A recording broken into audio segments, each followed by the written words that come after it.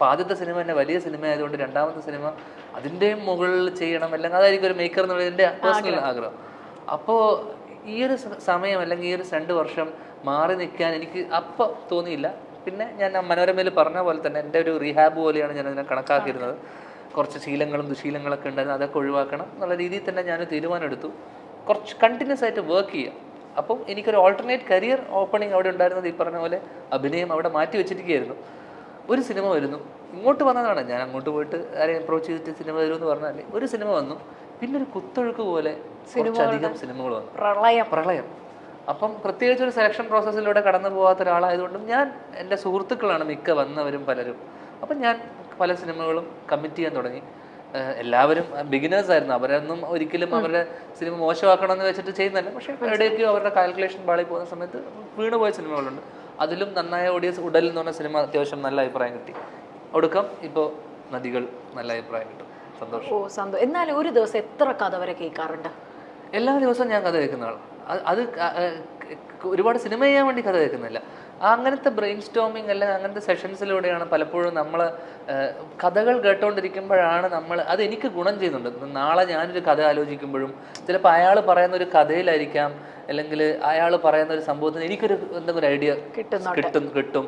അപ്പോൾ അങ്ങനെയുള്ള നറേഷൻ അല്ലെങ്കിൽ അങ്ങനെയുള്ള ബ്രെയിൻ സ്റ്റോമിങ് സെഷൻസ് ആണ് നമുക്ക് ഔട്ട്സൈഡേഴ്സുമായിട്ടുള്ള അല്ലെങ്കിൽ പുറത്തുള്ള ആൾക്കാരുടെ ഇൻട്രാക്ഷനിലൂടെയാണ് നമ്മൾ പലപ്പോഴും പുതിയ സബ്ജക്റ്റുകളും ചെയ്യുമ്പോഴാണ് നമുക്ക് പുതിയ ഐഡിയാസ് കത്തുക.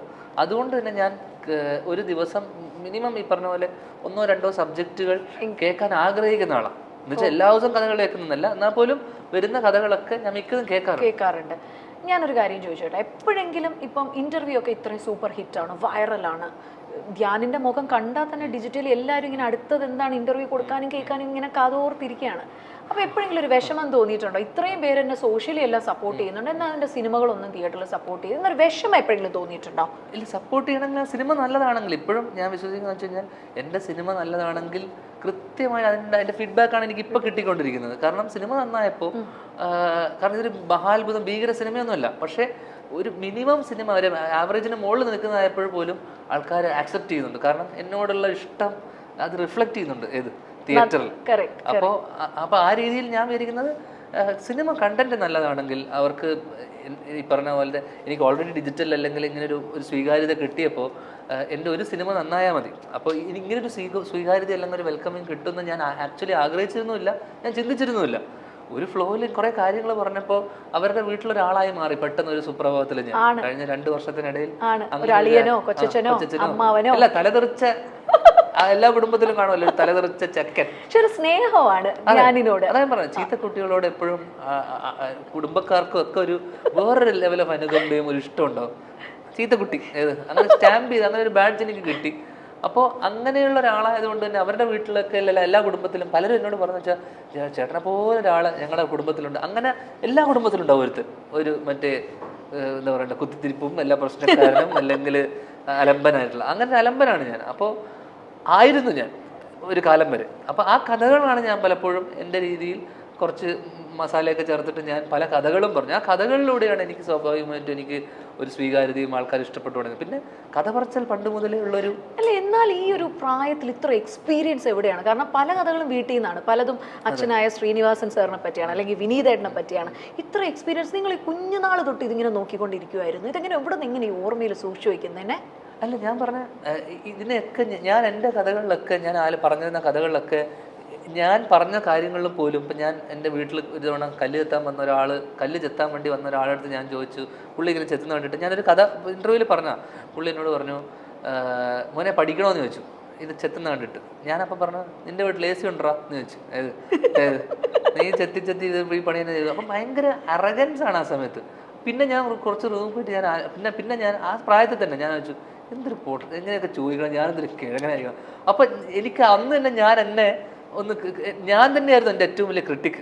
ഓക്കെ, അപ്പം ഞാൻ ആലോചിച്ചിരുന്നു എന്തൊരു ഊളയായിരുന്നിരിക്കണം ഞാൻ ഇങ്ങനെയൊക്കെ ചോദിക്കണമെങ്കിൽ, അല്ലെങ്കിൽ ഇങ്ങനെയൊക്കെ ചിന്തിക്കണമെങ്കിൽ ഞാൻ എന്തൊരു. അപ്പം എനിക്കൊരു 3rd person പെർസ്പെക്റ്റീവ് ഉണ്ടായിരുന്നു എൻ്റെ കാര്യത്തിൽ തന്നെ.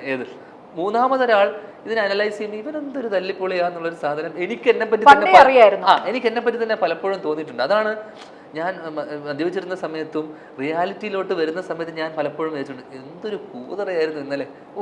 ഇന്നലെ ഇത്രയും ഓവറായി കുറ്റബോധം തോന്നാറുണ്ടായിരുന്നു അന്ന്. ഈ കള്ളുകൂടിയന്മാർക്ക് പറയാറുണ്ട്, ഈ കള്ളു കുടിച്ച് പിറ്റേ ദിവസം രാവിലെ എണീറ്റ് കഴിയുമ്പോൾ ഭയങ്കരമായിട്ടും കുറ്റബോധം. കുറ്റബോധത്തിനേക്കാളും കുറ്റബോധമല്ല, എനിക്ക് പലപ്പോഴും തോന്നിയിട്ടുണ്ട് എന്തിനാ ഇങ്ങനെയൊക്കെ പറയണമായിരുന്നു, അല്ലെങ്കിൽ ഞാൻ എന്നുവെച്ചാൽ എൻ്റെ കൂടെ ഇരിക്കുന്ന ആൾക്കാരെയൊക്കെ ഞാൻ തറം പറ്റിക്കുക എന്നൊക്കെ പറഞ്ഞ പോലെ ഷെയിം ചെയ്ത് വിടില്ലേ, കളിയാക്കുക ഇതാക്കുക, അപ്പം അലമ്പാക്കില്ല ഒരു പരിപാടിക്കകത്ത് നിന്നിട്ട് കുളമാക്കുമല്ലോ. ആ കുളമാക്കലായിട്ടായിരുന്നു. പ്ലസ് ഫൺ ലവിങ് ആയിരുന്നു അന്നും ഇന്നും. പിന്നെ നമ്മളുള്ള സ്ഥലത്ത് നമ്മൾ തമാശ പറഞ്ഞ് നമ്മൾ ഹാപ്പിനെസ് സ്പ്രെഡ് ചെയ്യുക എന്നുള്ളൊരു സാധനം അന്നും ഇന്നുണ്ടായിരുന്നു. പക്ഷേ എന്നാൽ പോലും ഒരു ലെവൽ വിട്ട് കഴിഞ്ഞാൽ ഞാൻ പറയാം എന്നുള്ള സാധനം. അപ്പോൾ പിറ്റേ ദിവസം ആകുമ്പോൾ റിയാലിറ്റിയിലോട്ട് ഞാൻ വരുമ്പോൾ ഇത്രയൊക്കെ വേണ്ടി എന്തിനായിരുന്നു, എന്തൊക്കെയാ പറഞ്ഞത്, ഇങ്ങനെയൊക്കെ സംസാരിക്കേണ്ടിയിരുന്നില്ലല്ലോ. കള്ളുകൂടി എല്ലാം ഇപ്പൊ പൂർണ്ണമായിട്ടും കള്ളുകൂടി, സിന്തറ്റിക് ഡ്രഗ്സ് എല്ലാം മാറ്റി. പുകവലി ഷൂട്ടിനിടയിൽ മാത്രം പുകവലിക്കുന്നുണ്ട്, ബാക്കി എല്ലാം എന്നേക്കുമായിട്ട് അവസാനിക്കും. എല്ലാം ഫുൾ സ്റ്റോപ്പ്. പെട്ടെന്ന് ഒരു ദിവസമാണ് അത് ചിന്ത വന്നത്, ഇന്ന് ഞാൻ നിർത്തും, ഇനി ഈ മൊമെന്റ് തൊട്ട്, അങ്ങനെ ഒരു ചിന്തയായിരുന്നു.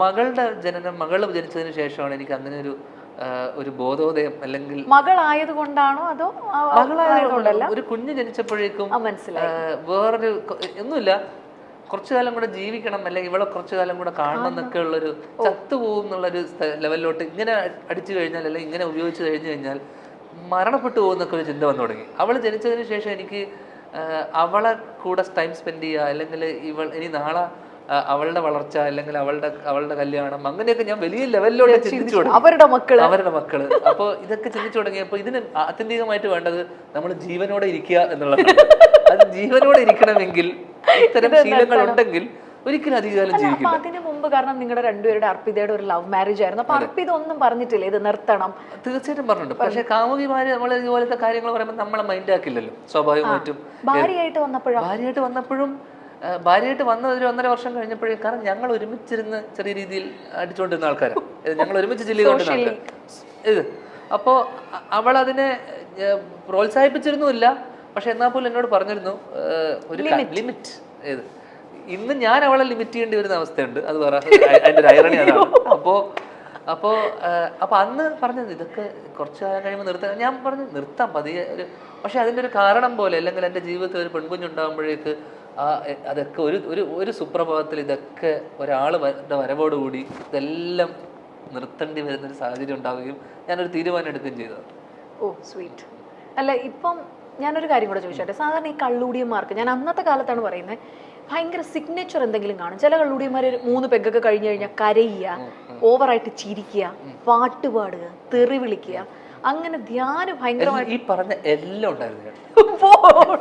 ഇതിലിപ്പോ പറഞ്ഞ ഒന്നും തന്നെ ഒഴിവാക്കാൻ പറ്റില്ല. ഈ പറഞ്ഞ മീര പറഞ്ഞ ഇതിന്റെ എല്ലാം ഓരോ ഘട്ടങ്ങളായിട്ടാ. കുറച്ച് കഴിയാൻ പാടും, ചീത്ത വിളിക്കും, അലമ്പും, അടിയുണ്ടാക്കും, എന്തൊക്കെ നോയ്സൻസ് ഉണ്ടാക്കാൻ പറ്റുമോ, എന്തൊക്കെ എന്റർടൈൻമെന്റ് പ്ലസ് നോയ്സൻസാ അതിന്റെ ഒരു. കാരണം നേരം വെളുപ്പിക്കുക എന്നുള്ളതായിരുന്നു എൻ്റെ രാത്രി അടി തുടങ്ങിയാൽ പിന്നെ വെളിച്ചം കാണുന്നവർ അടിക്കണം, ഈ വെളിച്ചം കണ്ടിട്ടേ നിർത്തുള്ളൂ, അതായിരുന്നു ശീലം. അപ്പൊ അതിൽ എത്ര എണ്ണം അടിക്കുന്നു, ഇത്ര അടിച്ചാൽ ഫിറ്റാവും, അങ്ങനെയൊന്നുമില്ല, അടിച്ചോടിരിക്കില്ലായിരുന്നു. നേരം വെളുപ്പിക്കുന്നവരെ ഈ പരിപാടി ചടങ്ങ് തീർത്ത് എന്തെങ്കിലും ഈ പറഞ്ഞാലോ കള്ളുകൂടി ഓവറായിട്ട് ഈ വണ്ടി ഓടിച്ചിട്ട് വന്നു വല്ല കേസോ അങ്ങനെ എന്തെങ്കിലും വന്നിട്ടുണ്ടോ? അങ്ങനെ ഓടിക്കാൻ പോയി ബോധം ഉണ്ടായിട്ട് പുറത്തിറങ്ങാൻ പോയി പറ്റാത്ത അവസ്ഥയല്ലേ. അതുകൊണ്ട് എനിക്ക് ഡ്രിങ്ക് ആൻഡ് ഡ്രൈവിന് ചെന്നൈയിൽ ഒരുപാട് ഇഷ്യൂസ് ഉണ്ടായിട്ടുണ്ട്. ചെറിയ ക്യാമറ ഒന്നും ഇല്ല, അന്ധകാലല്ലേ. അന്ധകാലത്ത് കുറെ ഡ്രിങ്ക് ആൻഡ് ഡ്രൈവ്. പിന്നെ അവിടെ തമിഴ്നാട് പോലീസ് ഭയങ്കര സഹകരണമാണ്. കുറച്ച് പൈസ കൊടുത്തു കഴിഞ്ഞാൽ അവർ അപ്പം തന്നെ നമ്മളെ വലിയ പ്രശ്നക്കാരല്ല. ഇവിടത്തെ പോലെ സ്ട്രിക്റ്റ് അല്ല, കുറച്ച് പൈസ. പിന്നെ അവർക്ക് വരുമ്പോൾ നമ്മളെ ഒരു വരവ് കണ്ടാൽ തന്നെ അറിയാം അവ അടിച്ചിട്ടുണ്ട്. പിന്നെ എൻ്റെ വണ്ടി ആ സമയത്ത് എന്താ പറയണ്ടേ, കണ്ടാൽ ഒരു ഫ്രൈഡേ നൈറ്റ് അല്ലെങ്കിൽ സാറ്റർഡേ നൈറ്റ് അല്ലെങ്കിൽ പാർട്ടിക്കൊക്കെ പോയിട്ട് തിരിച്ചു വരുമ്പോഴേ, അല്ലെങ്കിൽ പാർട്ടിയൊക്കെ കഴിഞ്ഞിട്ട് തിരിച്ചു വരുമ്പോൾ സ്വാഭാവികമായിട്ടും സ്ഥിരം ചെക്കിംഗ് ഉള്ള 1-2 സ്ഥലങ്ങളുണ്ട് ആ സമയത്ത്. അവിടെയൊക്കെ കാണുമ്പോൾ തന്നെ സാർ എന്ന് പറയുന്ന പോലെ ഞാൻ സാറെന്ന് വിളിക്കുന്നു, അവിടെ അപ്പം തന്നെ സെറ്റിൽമെന്റ് നടക്കുന്നു, പറഞ്ഞു വിടുന്നു. ഒരു സ്ഥിരം ഒരാളാണ്, അവരുടെ ഒരു ഫാമിലി മെമ്പർ.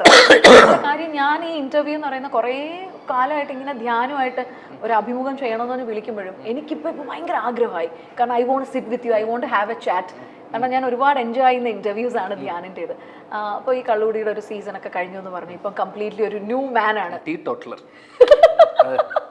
അതിനങ്ങനെ ഒരു വാക്കിന്. എന്നാലും മകളുടെ ഒരു ജനനത്തിന് ശേഷം എല്ലാം നിർത്തി ഒരു പുതു മനുഷ്യൻ, എന്താ മന്നവൻ ഇങ്ങനെ ഒരു പുതിയ മനുഷ്യനായിട്ട് മാറിക്കഴിഞ്ഞു. അപ്പൊ ഈ ചേട്ടനോ അച്ഛനോ ഒന്നും പറഞ്ഞിട്ടില്ല? കാരണം വിനീതേട്ടന് ഭയങ്കര ഒരു സ്ട്രോങ് ഇൻഫ്ലുവൻസ് ഉണ്ടെന്ന് എനിക്കറിയാം. പറഞ്ഞിട്ടുണ്ട് ഒരുപാട്. അതൊന്നും ആ പ്രായത്തിലൊന്നും നമ്മൾ ആര് പറയുന്നതും കേൾക്കാനോ അല്ലെങ്കിൽ വകവെക്കാനോ. കാരണം ചേട്ടൻ എൻ്റെ കാര്യത്തിൽ ഭയങ്കര വളരെ ഇമോഷണലായിട്ട് എൻ്റെ അടുത്ത് കരഞ്ഞുകൊണ്ടൊക്കെ നീ ഭഗവതി നിർത്തണം, നീ ഈ പറഞ്ഞ ശീലങ്ങളൊക്കെ നിർത്തണം എന്നോട് പലപ്പോഴായിട്ട് ലൈഫിൽ ഞാൻ പറഞ്ഞ ഇപ്പോഴല്ല, കുറച്ച് വർഷങ്ങൾ മുന്നേ ഒരുപാട് തവണ എന്നോട് പറഞ്ഞിട്ടുണ്ട്. വളരെ ഇമോഷണലായിട്ട് എന്ന് വെച്ചാൽ കണ്ണൊക്കെ നിറഞ്ഞിട്ട്. കാരണം ഒന്നും കൊണ്ടല്ല, ചിലപ്പോൾ ഇതിപ്പോൾ നേരത്തെ പറഞ്ഞ പോലെ അധികകാലം ഞാൻ ഉണ്ടാവില്ല എന്നുള്ളൊരു തോന്നൽ വന്നതിന് ശേഷമായിരിക്കും. കാരണം അത്രയധികം ഇങ്ങനെ പോവുകയാണെങ്കിൽ, ഈ പോക്ക് പോവുകയാണെങ്കിൽ. എന്നാലും ഒരു ദിവസം എത്ര കുപ്പി വരെ കഴിക്കുമായിരുന്നു നല്ല കഴിച്ചുകൊണ്ടിരുന്ന സമയത്തെ? നല്ല അങ്ങനെ ഒരു കണക്ക്, കൃത്യമായിട്ടൊരു കണക്ക് പറയാൻ പറ്റില്ല. ഈസിലി ഒരു ഫുള്ളൊക്കെ അടിക്കുമായിരുന്നു. ആണല്ലേ? ഒറ്റയ്ക്ക് എന്നുവെച്ചാൽ എല്ലാവരും ഇരിക്കുന്ന സർക്കിളിൽ നമ്മൾ ഒരു കുറച്ച് ലിറ്റർ കണക്കിന് എടുത്തിട്ട് നമ്മൾ അത്യാവശ്യം, ഞാൻ പറഞ്ഞില്ലേ, നേരം വെളുപ്പിക്കലായിരുന്നു. ആണ്. എന്നാലും ഒരു റിച്ച് കിഡ് ആയിരുന്നത് കൊണ്ടേ, സ്പോയിൽഡ് റിച്ച് കിഡ് ആയിരുന്നോണ്ട് ഈ പൈസ ഇടുന്ന ഷെയർ ആണോ അതോ എങ്ങനെയാണ് ധ്യാനിന്റെ എല്ലാരും അങ്ങ്? അല്ലല്ല, അങ്ങനെയൊന്നും. നമ്മള് കൂട്ടായ്മ ആയതുകൊണ്ട് തന്നെ പ്രത്യേകിച്ച് നമ്മള് ഇതിനൊരു ഈ കാര്യം വരുമ്പോ എല്ലാവരും ഒരുമിച്ചെത്തും. അതുകൊണ്ട് നമ്മളിടയിൽ അങ്ങനെ ഒരു ഇതൊന്നുമില്ല, ഇന്ന് ഞാൻ നാളെ നീ എന്നുള്ള പരിപാടിയായിരുന്നു. അല്ല, ഈ നദികൾ സുന്ദരി യമുന പറയുമ്പോൾ ഭയങ്കര വൈറലായ ഒരു സംഭവമാണ്. ശ്രീനിയേട്ടൻ ഇത് കാണാനായിട്ട് വീൽ ചെയറിൽ വന്നിട്ടുണ്ടായിരുന്നു.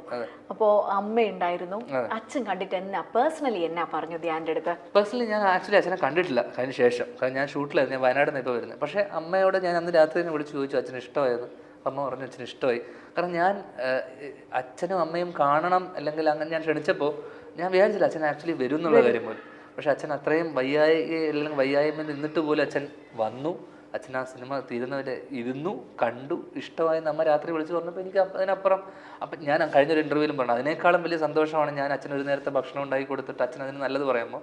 പക്ഷേ ഇതൊരു ടോപ്പപ്പ് പോലെ, ഒരു ആഡ് ഓൺ പോലെ, അല്ലെങ്കിൽ വേറൊരു ചെറിയ ഓണ കേക്ക് എന്ന് പറഞ്ഞ പോലെ ഇത് സിനിമയും കൂടെ നല്ലതെന്ന് പറഞ്ഞപ്പോൾ ഒരുപാട് സന്തോഷം തോന്നി.